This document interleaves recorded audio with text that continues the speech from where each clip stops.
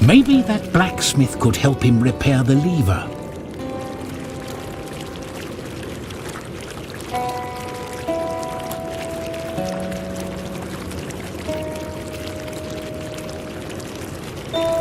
Minchu, pastote chepa tatapa. Ataque mocholuca, poco chorno.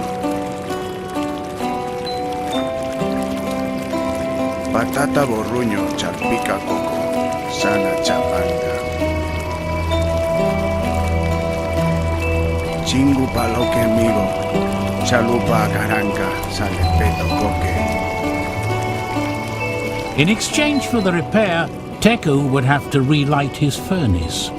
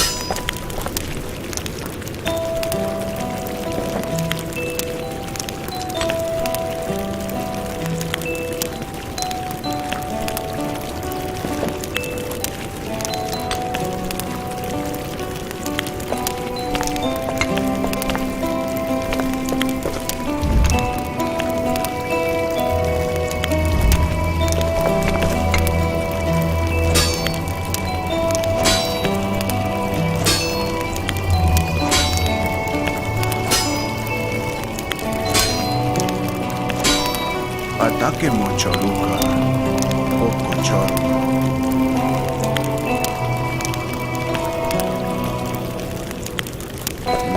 Minchu, pastote chepa tatapa.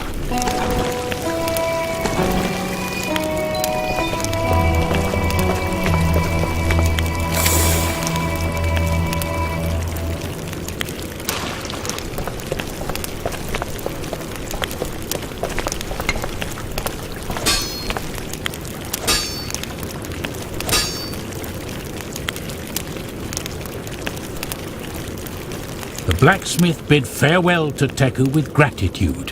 His forge was back in operation.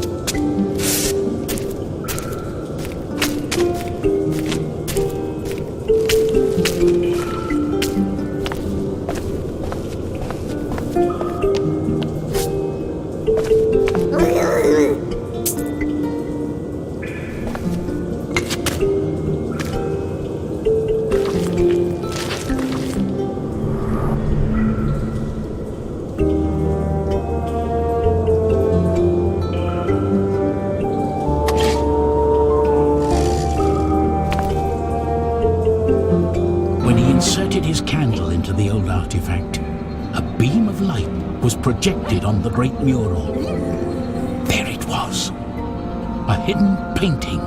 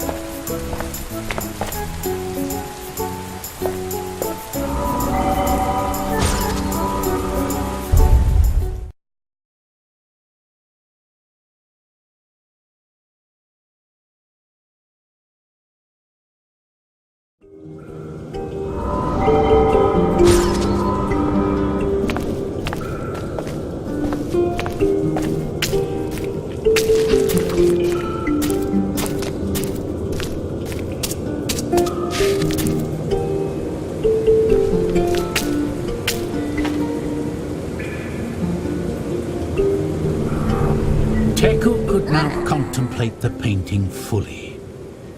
At the center of the mural, there was an enormous monster letting out a terrifying laugh. Under its feet, people were doing all types of tasks. He understood then that this terrible vision was what had driven that man crazy. But what was that creature? And why did the tribes seem to worship it?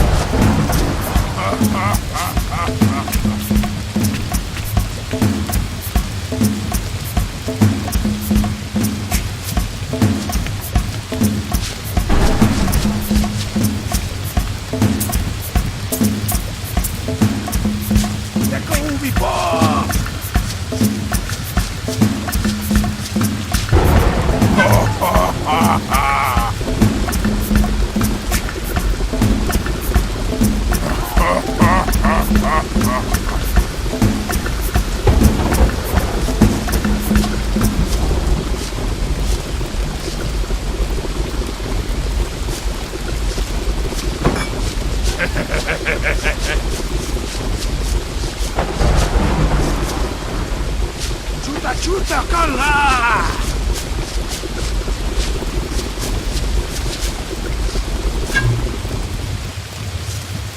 Koke machine! Wata!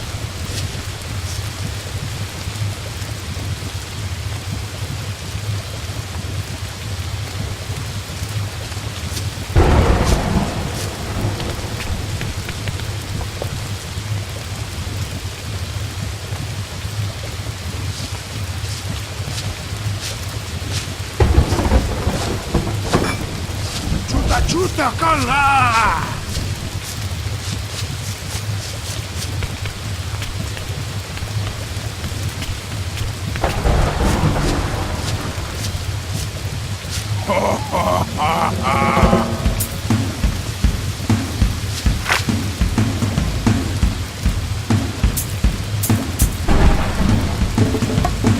Teka ubi ba?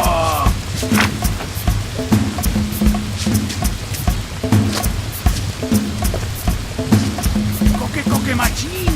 Wata!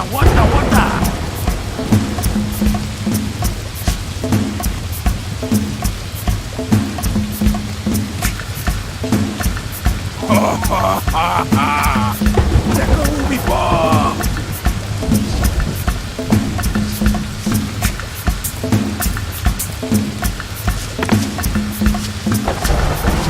Chuta kala!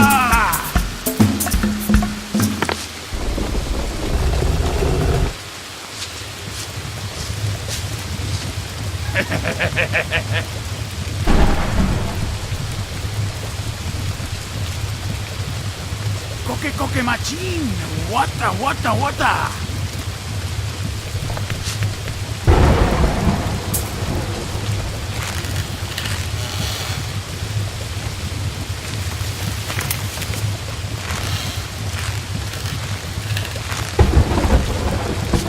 Tomatoro bababirka.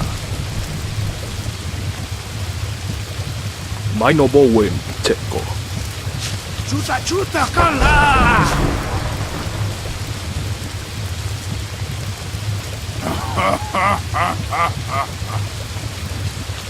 Koke machin! Wata!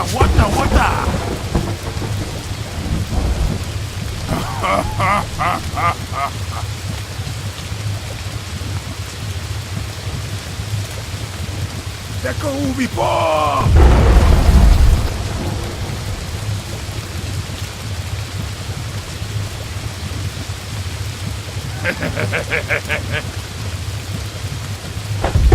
Koke machin! Wata!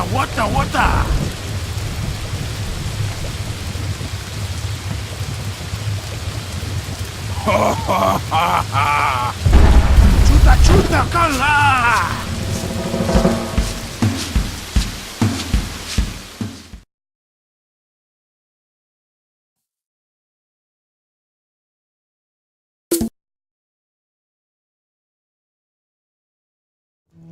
As soon as he took his first steps in the tunnel, the gigantic stone door closed behind him. The light from the candle bounced down the narrow stone passageway while he searched for some clue that would lead him to the shaman. When he pointed his tenuous light at the ground, Teku thought he could make out the footprints of Yaka and his captors. He was slowly bending down to study them, when suddenly he noticed that several dark forms were emerging from between the rocks. It was a trap. When he stood up, Teku received a sharp blow to the head, and he saw no more. Teku, open your eyes. Come on, wake up. Teku sat up slowly. It felt as if his head was about to explode. Up here, by the light of the gods. I didn't think you survived the attack on the village. How did you manage to get here? I was starting to think all was lost. Despite being locked in those cages, master and apprentice couldn't hide their joy at finding one another.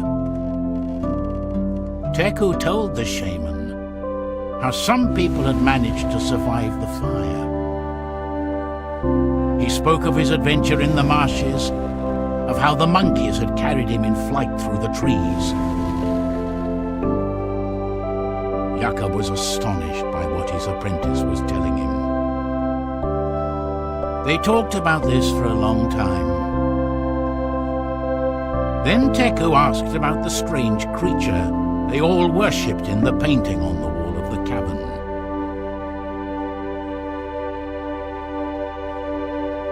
His master's expression suddenly turned serious,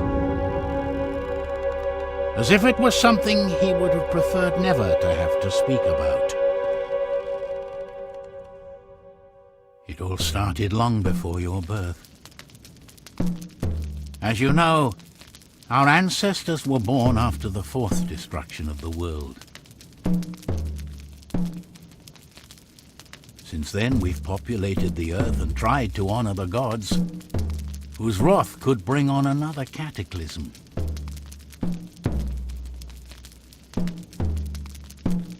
Living in harmony and respecting this world should be our very nature, no? But there is something inside us, a dark corner inherited from the primeval night, that makes us place greed and power before all the good we might create. The confrontations between tribes started up again, and fire, once a symbol of wisdom and a sacred gift from the creators, began to be used for destruction. We seemed doomed to repeat our fate. But this time we weren't alone. After the first eons, a creature of great power rose up in the mountains. A gigantic being with the face of a bird, full of wisdom and light. It showed us how to rebuild the cities and recall the teachings the ancients had forgotten. The tribes called him Tezca. It's the same creature you saw in that painting. But the monster Teku had seen in the painting was terrifying, more like a tyrant than a wise leader. His deep, almond-shaped eyes reflected insanity. Seeing his apprentice so confused, Yaka continued with his story. For a time, under the teachings of Tezca, the ancients were able to prosper. Until, little by little, they started to worship him as a god. Then some of them started to perform sacrifices in his honor to gain his favor and attention. In this new situation, the tribes became divided. Some started to capture prisoners from other villages to offer up in sacrifice to Tezca. Others abandoned their homes in search of some place far from all that madness. Our ancestors even dared to cross the sea. But that night, we met up with our past again. There was something in that story Teku couldn't understand. As he was telling it, the shaman vacillated, as if he were hiding something.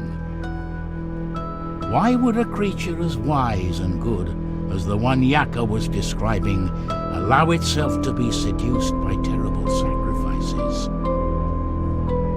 Nevertheless, before he could ask, the conversation was cut short. Hanging from the belt of the warrior, Teku could see a bunch of keys. These could be the keys to the cells. Now, he had to put his mind to getting them and escaping.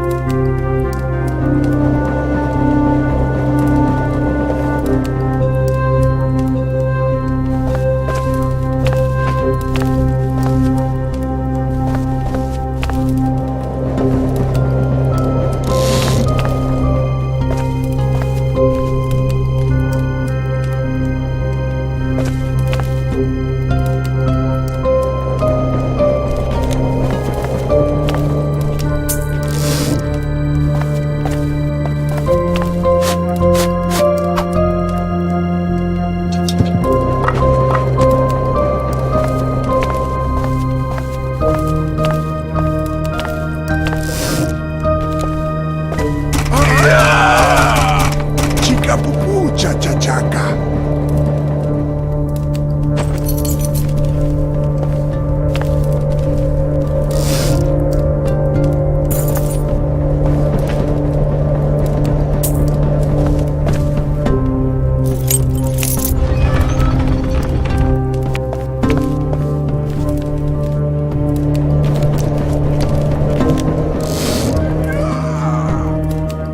Coca-Concha pudding, chalatata.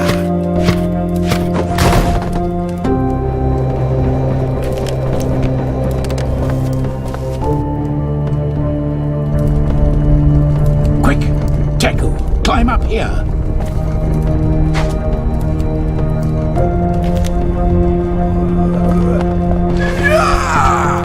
Get back!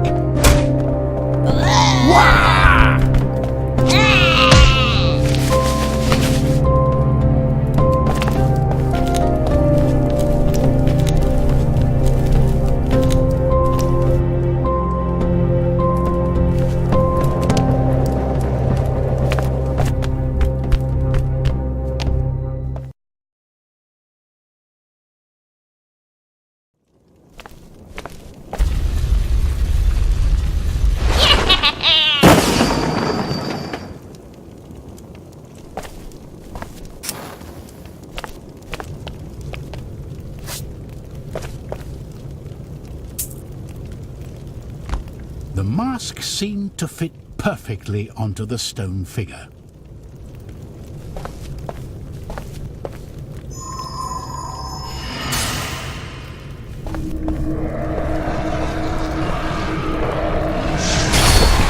The ancient sacred mount, the Daewoo's, was before him. Mounted on the ancestral beast, he could catch up with his enemies and rescue Yaka. But there was no time to lose.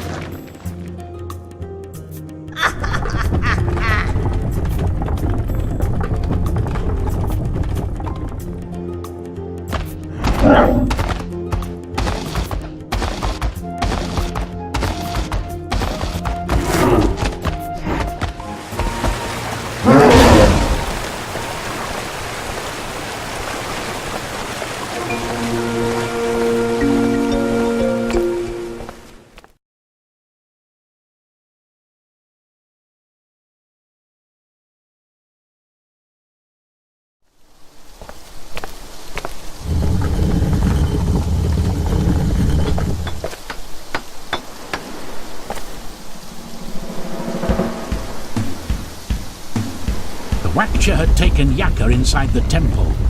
Teku had to find a way to activate the bridge again so he could cross.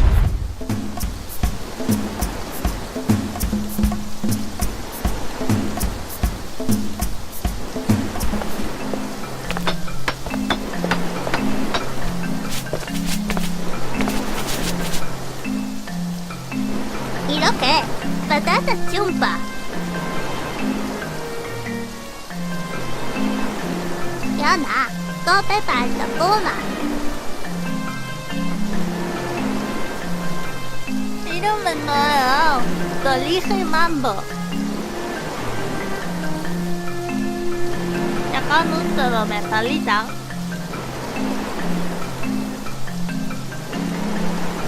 나는 싫어. 디디꼬베. It seemed like the bird had stolen the egg from the statue.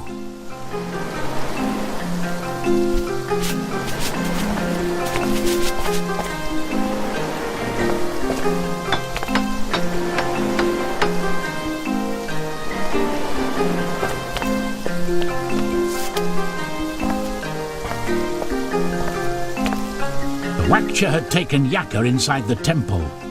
Teku had to find a way to activate the bridge again so he could cross.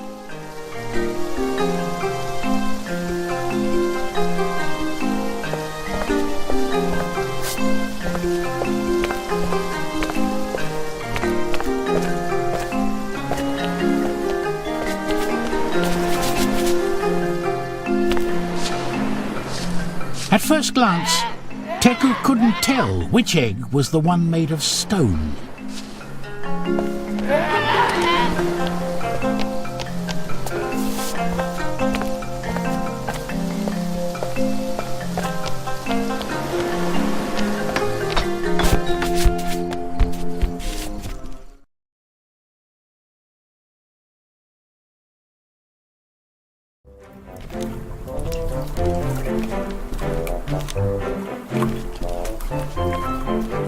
Incamote, Tila te espera.